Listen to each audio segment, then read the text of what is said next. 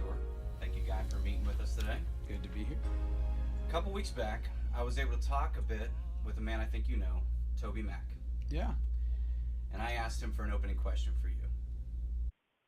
Yeah, ask him if when he grew his hair out really long, was he rebelling against his years at Liberty Baptist College? That's a good question. Toby would identify with that. You know, he came. I believe he came when I started my junior year or sophomore year, maybe, at Liberty. So he would have come in either '82 or '83, and I came in '81. So he would understand that dynamic well. Honestly, I always leave room for rebellion because it's one of those that just creeps up in you pretty easily. If you're like me, if there's times you just kind of, I don't know what it is, if you get told no, or it's, what is that thing in us that makes it just kind of go, really? No? I can't do that? Yeah. So I wouldn't divest myself totally from the potential for it to be rebellious, but not consciously, no. I wore short hair my whole life. When I got married, a girl can make you do a lot of things. So, Toby, my answer is my girl made me do it. As it grew, she said, "Hey, I like that. Yeah, that's good looking. Keep it." So, dude, happy wife, happy life. Amen. Do you get a lot of comments on your hair? I do. Oddly enough, I do. It's. I never envisioned, it being a thing at all. But through the years, it's been an interesting, I don't know, shtick. Who knows what to call it? But I don't think I'd cut it right now. I'd have a hard time with a bunch of little old ladies who'd get mad at me. It's possible you would lose fan base. Yeah, that's right. Toby's second question. Well, and ask him, did he have a secret ambition to sing a duet with Linda Randall, the Tate Randall, Okay. Michael Tate's sister? Oh, that's good. Actually, I probably did somewhere in there because I was such a fan of her voice. She too came to Liberty. It might have been the same year actually that I came, but it was real close. If it wasn't '81, it was '82. And she was quickly put in front of folks and asked to sing. Dr. Falwell loved her and her voice, and she had that rich. I love that deep. You didn't have to work so hard. Sometimes when we hit high notes and sing, it's work listening to it. Sometimes it's just so intense. But I mean, she could just sing a middle C, and it was just so cool sounding coming out of her. So I've been a fan of hers, ever since I first heard her, and getting to sing with her is fabulous. So I'd have to say, maybe not a secret desire, but definitely came to fruition. There you go. You've done many duets, many collaborations. Is there still one out there that you would hope would happen? Oh yeah. Well, I love music, and I listen to just all kinds of music as far as the styles and genres. So I have a pretty wide palette musically. There are a lot of voices that have been very influential to me. One of the big ones was George Beverly Shea, and I got to do a duet with him there when he was 102 before he passed at 104. Wow. We did Does Jesus Care together. Amy Grant and Vince Gill sang on Christmas record with me. That was a big highlight. Are there others? Oh, absolutely. Toby, why don't we do one together? Toby's, what a great voice, and what a great. It's fun to have artists you respect and love that not only are very talented, but they've been honorable. None of us are perfect, so we all make mistakes, but they've been honorable with song choices and material. So there's certain artists I could name right now that I would just jump at the chance to do a duet with, and yet I wouldn't recommend that my kids listen to their music. You know what I mean? You have to be careful because the talent sometimes outweighs the spirit of what they end up using it for. So I have to be careful there, but definitely a Toby Mac or some of these fabulous voices that exist out there. Carrie Job, what a great voice. We sang together at an event, but we didn't sing actually together for the song. But there's just tons of them. Yeah. I really like Guy. He was really gracious to us, DC Talk, when we moved to town. He was really kind to us. Always. He always has been. I really respect him. That's cool. He's a guy that's still in it, you know what I mean, in it for all the right reasons, and he has never lost what matters, and that's hard to on this trail. That's encouraging. The name of your tour right now is Pray About Everything. Yeah. How much does that title define the plan of action to stay the course, as Toby just said? Well, I think it would be a foundational mantra or flag that you would just stick in the ground, which is why we've hung with that tour name for 2 years, I know, and that may just be a mantra that if I'm coming to town, it's called the Pray About Everything tour, regardless of what album is new and being released at that time. For me, I have to stay in prayer. And I'm kind of weird when it comes to praying too. I'm that guy that just mumbles prayers all the time. I feel desperate a lot. I guess it's a matter of just life. Life's got so many challenges, and there's really a devil out there. He fights us, especially if you get into the battle at any level.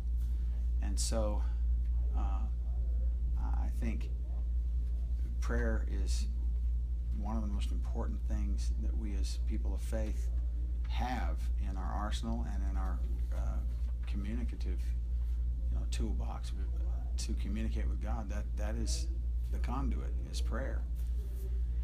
The old timer J. Cash used to say prayer is the key to heaven. I mean, everybody wants a key to heaven, don't you? It's an old song, but it's a deep old truth. God said, I want my house to be called a house of prayer. I mean, he could have called it anything, a house of good music, great preaching, good youth group. No, a house of prayer. Great coffee. So, great coffee. Coffee and prayer kind of go together a lot of times. Yes. But, I would say it's a foundational issue. And so we covet everyone's prayer as you think about what we do. I'm sure Toby does as well. And anyone who's out fighting the good fight of faith and lifting up Jesus in the culture needs a prayer covering. And so when we come to town, we pray for those we come to sing with and to as well. And what better terminology than pray about everything? Is prayer a part of your process for what songs you sing on tour as well as your albums? Oh, absolutely, yeah. And then we trust the Spirit in us to lead and to guide those choices. And then, divine intervention along the way, which I count as it can happen within prayer as well. Divine intervention can, or it can be external. So, there have been times we agreed on a song and committed it to prayer, that not it being just a hocus pocus thing, but, the Bible says, acknowledge me in all your ways and I will direct your path.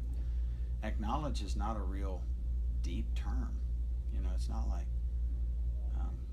labor in prayer for hours with me. It's just acknowledge. Sure. Someone walks in the room and you go, hey, that's acknowledging. So you acknowledge him in your ways and then he will direct your path. So we pick a song, we say, okay, this one's going to work. God, if it isn't meant to work, then you worry about that. And we keep going. And then we've had this song disappear from the table then, and be retracted, or say, someone else comes along and say, someone else cut this song already, or whatever the case may be. So he can orchestrate all that stuff all the time, but we definitely give it to him in prayer. Yeah. God is good. You have a new album out. Tell me about it. You know, classics is what we called it. We had a lot of interest in me doing some of the songs that I used to sing with the Gaither Vocal Band, and I did the verses in or sang most of the song, you know, and then we had harmonies come around us. The vocal band joined me on the harmony parts in the choruses or whatever. Sure. So we just revisited 12 of those songs that I did very consistently with the vocal band in those 14 years. And I just kind of put my solo thing on them, you know, and brought the guys in that helped me make these solo records and put it out. So it's got some of the things that I loved the most to sing with the vocal band.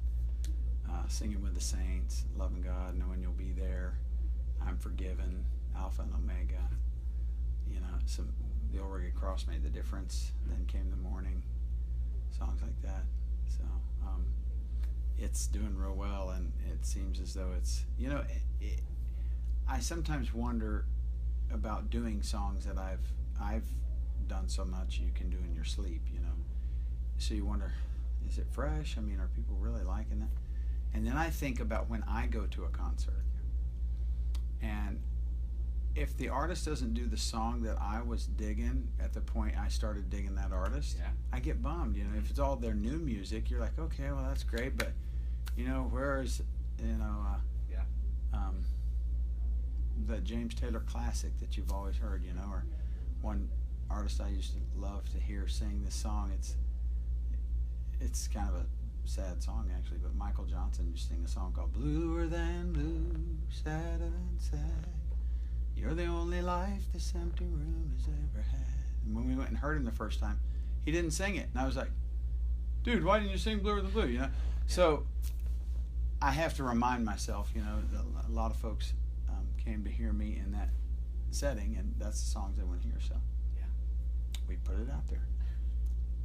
Is there a classic that always hits you or hit you fresh on the recording of this album? Well, that's a good question. Actually, the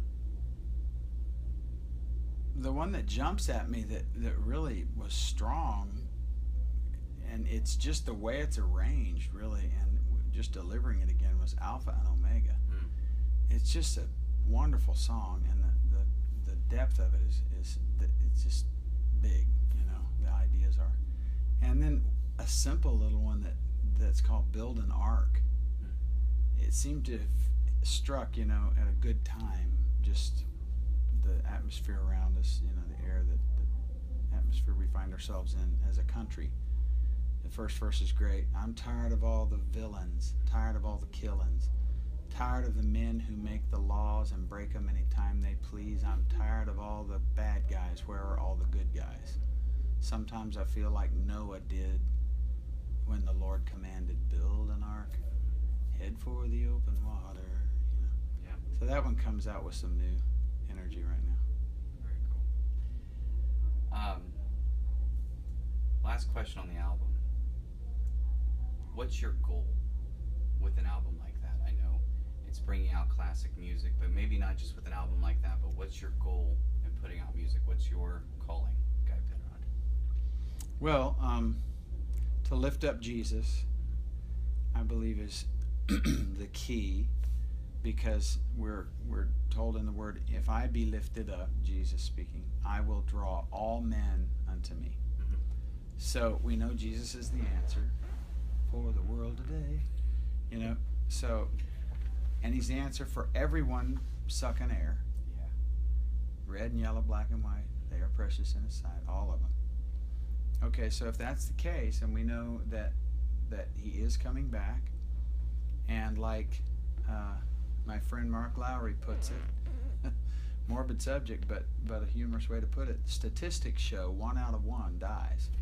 So with all of those realities that exist, you kind of have to boil it down with the short time we have. Life is a vapor, here for a little while and vanishes away, according to James.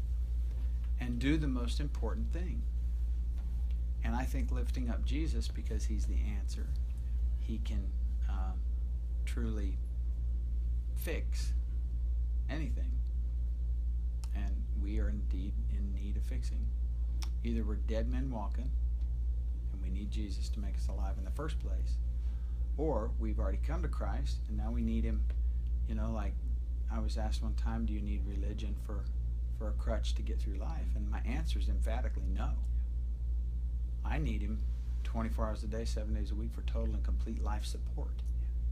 I don't just need a crutch. I need him all the time.